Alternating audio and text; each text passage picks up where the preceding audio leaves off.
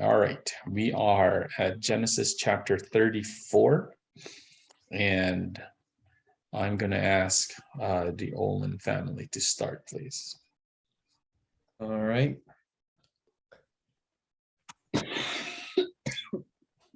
Now Dinah, the daughter of Leah, whom she had borne to Jacob, went out to see the daughters of the land. How many are we doing? No, hang on one second. Let's go with 4 for now and see what happens. Okay.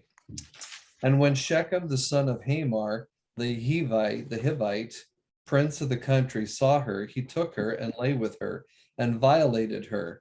His soul was strongly attracted to Dinah, the daughter of Jacob, and he loved the young woman and spoke kindly to the young woman. So Shechem spoke to his father Hamor, saying, "Get me this young woman."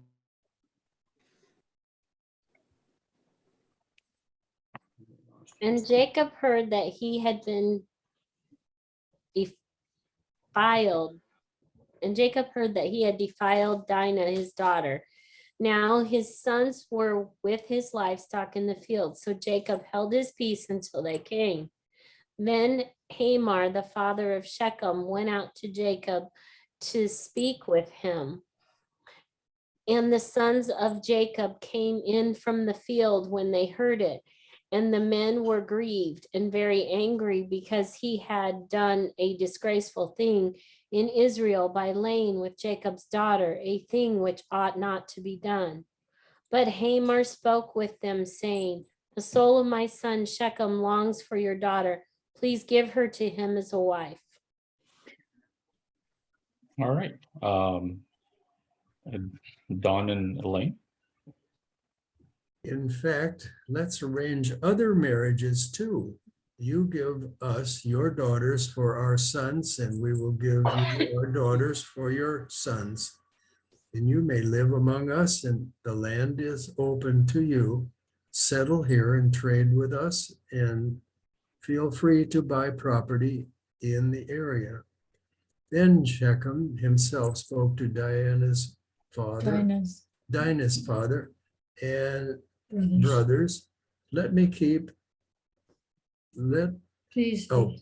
please be kind to me and let me marry her, he begged. I will give you whatever you ask. No matter what dowry or gift you demand, I will gladly pay it. Just give me the girl as my wife. But since Shechem had defiled their sister Dinah, Jacob's sons responded deceitfully to Shechem and his father Hamor. They said to them, "We couldn't possibly allow this because you're not circumcised. It would be a disgrace for our sister to marry a man like you. But there is a solution. If every man among you will be circumcised like we are, then we will give you our daughters, and we'll take your daughters for ourselves. We will live among you and become one people." All right.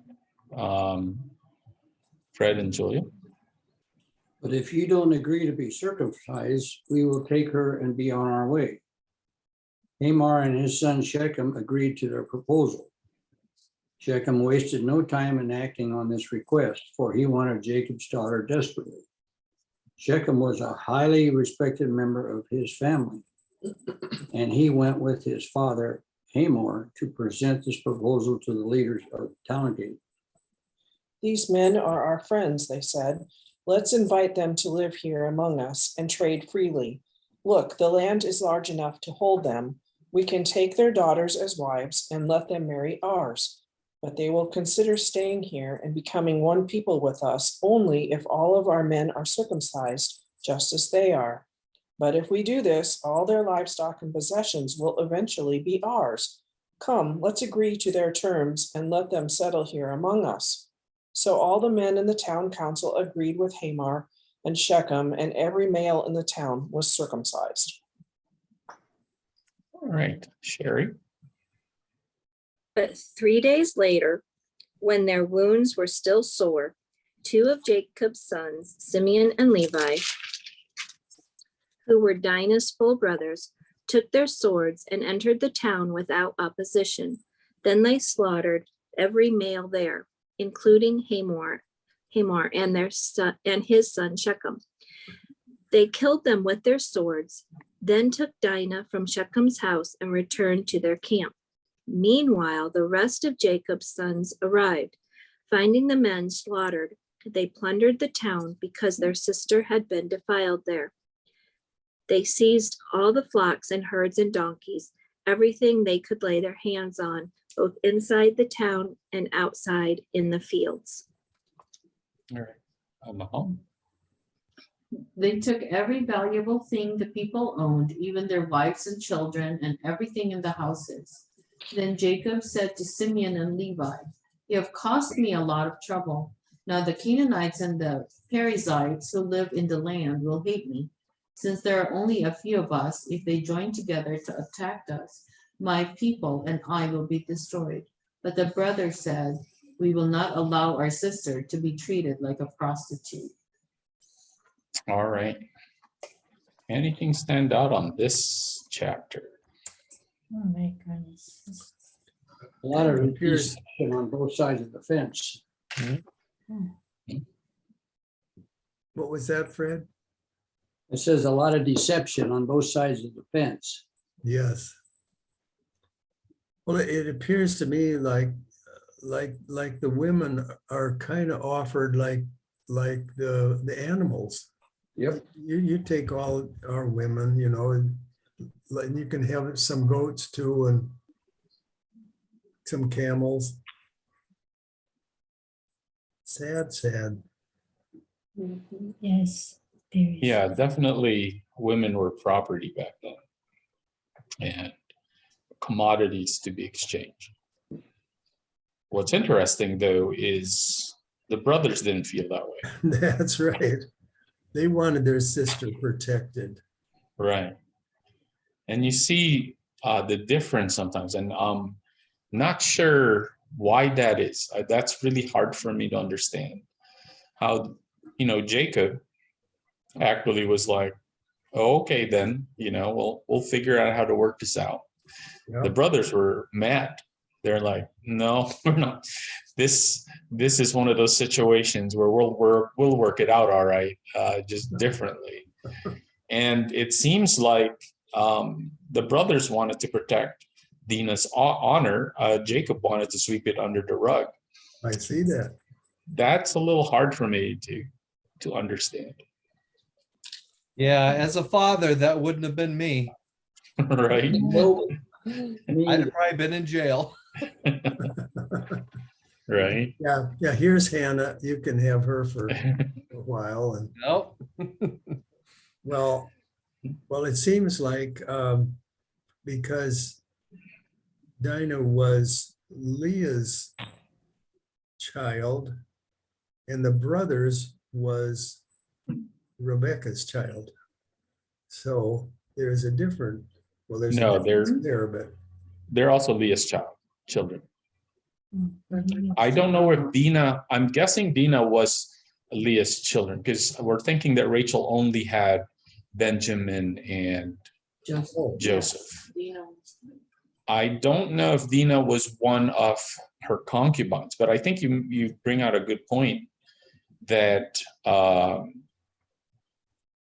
that it could be because there's really not a lot of affection that Jacob had for Leah's side of the family. no. That it could also have affected the way he saw Dina.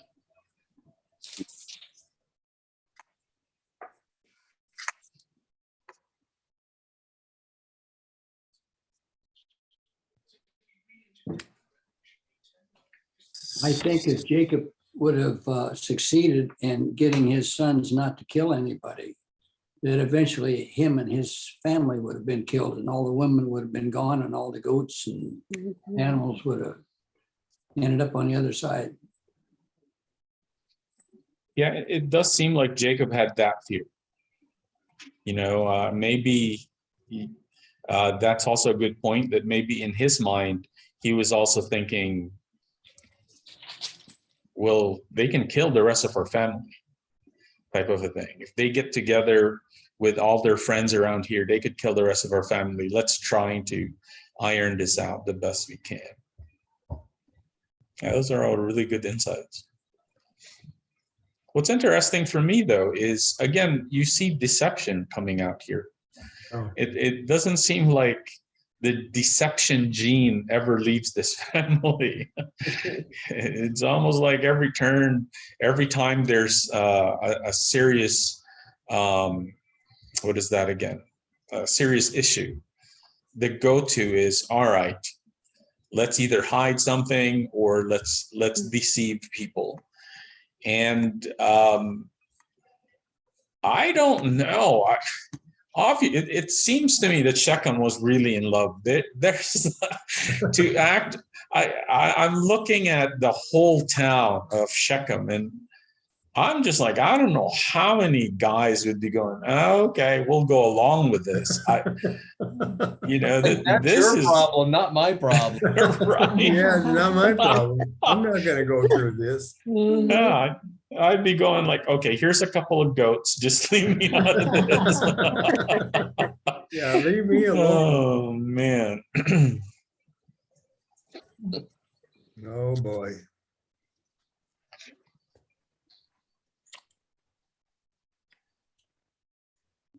And another thing is after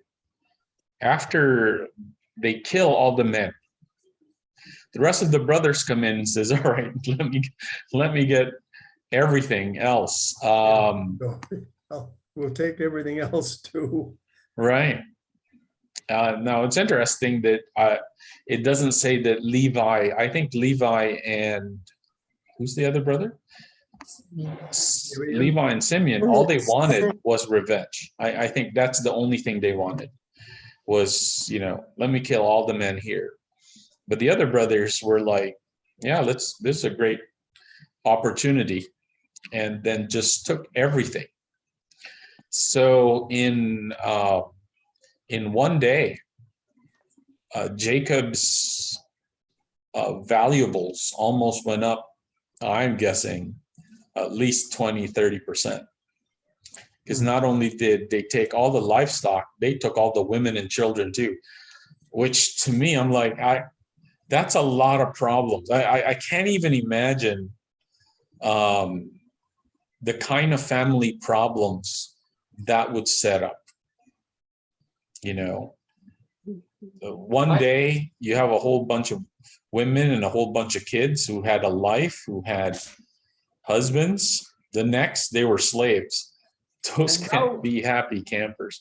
And how is that any more right than what Shechem did? I Yeah. mean, it doesn't make any sense. How is that justice? But I Right. guess when you're angry, it don't make justice doesn't necessarily make sense. So I can see more honor coming from the two brothers that slayed everybody in the village. That I can see. Mm-hmm. And then they walked away. But the other brothers come in and then they started looting everything. And that's where I have a problem, because I think that's where it goes wrong. Right. So what happened to Dinah? Do we find out later what happened to her? No, that's a thing. We don't. She probably went along with the camels and the goats, and it seems to me, you know, two brothers come in with their swords and they slay all the males. Now, how can two men, let's say there's 100 men, how they slay all the men?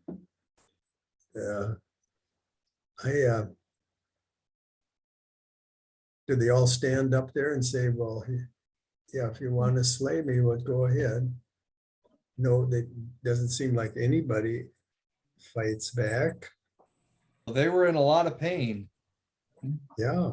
They weren't capable of fighting back very much. They had their Must not. circumcision. Well, they were probably in their own tents recovering when these guys fell upon them. From the circumcision. Right. It seems like Jacob's sons knew exactly when to attack. Yeah, Now, never had that experience that age, but I'm guessing the pain worsens after 3 days. Mm. It's not quite the same as the first or the second. And I don't know why, but obviously they chose the third day. And I'm sure people tried to fight back. You know, when they finally found out what's going on, they tried to fight back. But at that point in time, there's too much element of surprise. You wonder whatever happened to all those people they took, because it's hard to believe that as Jacob moved and they moved around, that they took all of those people, because it doesn't say exactly how many people. I mean, that had to be a multitude as big as. Right. Oh, Well, we know that Joseph's brother sold Joseph as a slave. They might have sold some of them. that's true. I mean, it's yeah. This whole chapter is just messed up. I think, and actually, this is the sad part. It literally does get worse. It you kind of wish that as we read the Bible, we're like, oh, okay, people actually learned their lesson. no,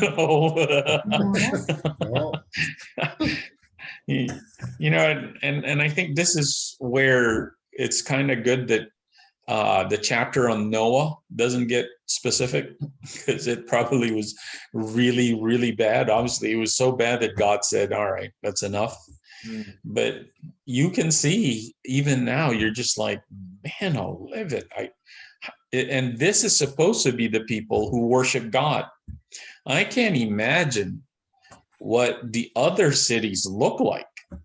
You know, how's the family dynamics there? And at this point, all the Canaanites were always just killing each other, looting from each other. That this is kind of their life. And God wanted to send people there to bring salvation to Canaan.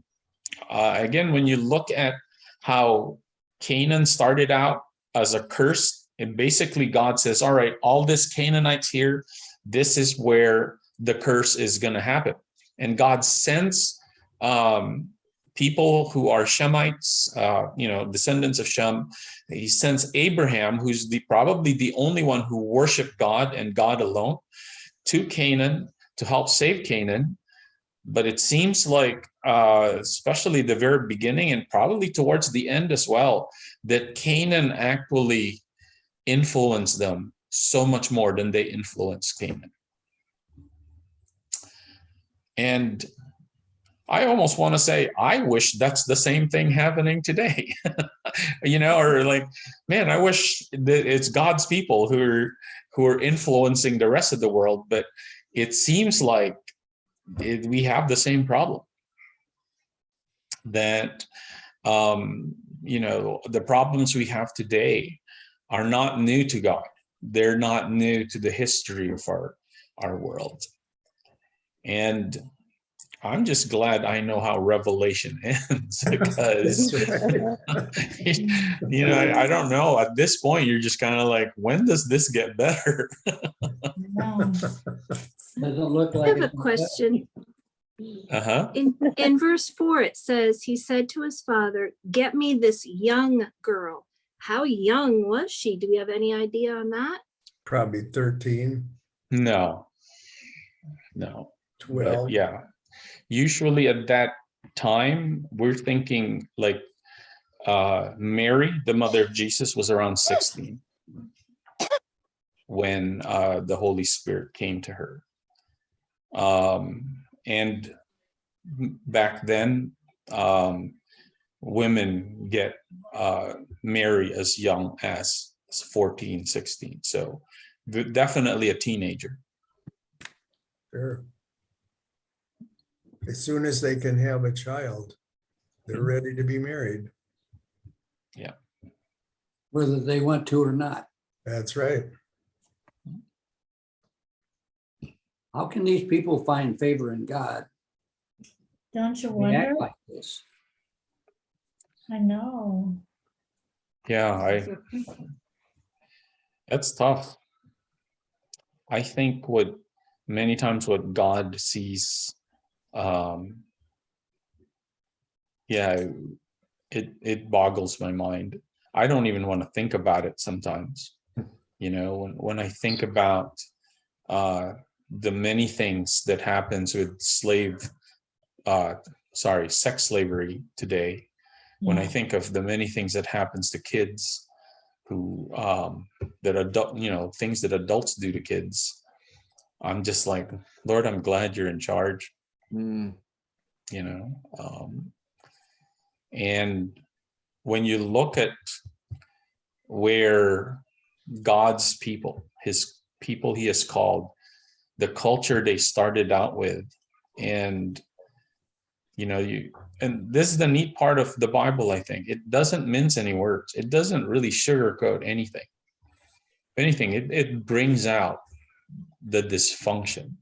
It brings out the big problem that the world has, that God has. And it can be, it shows us the height and depth of God's mercy. And for me, that brings me a lot of hope. If somehow God can clear this up, then we have a lot of hope, because we have a really big God. Amen. Amen.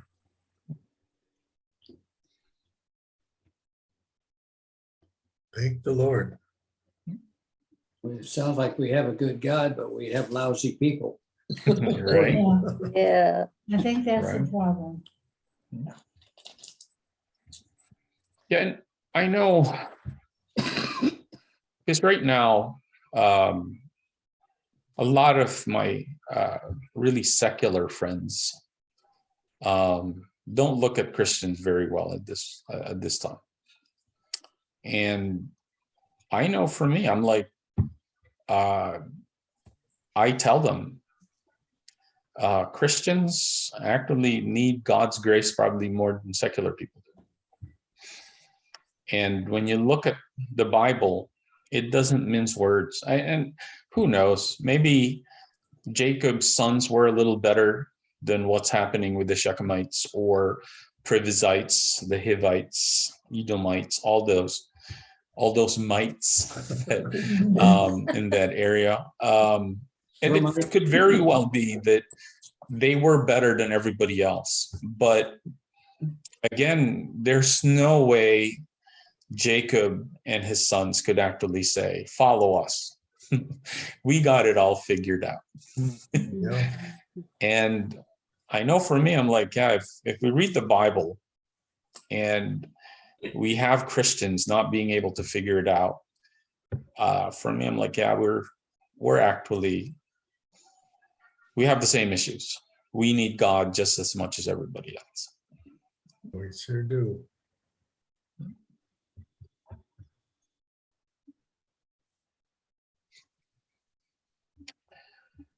Right. Any more questions, comments?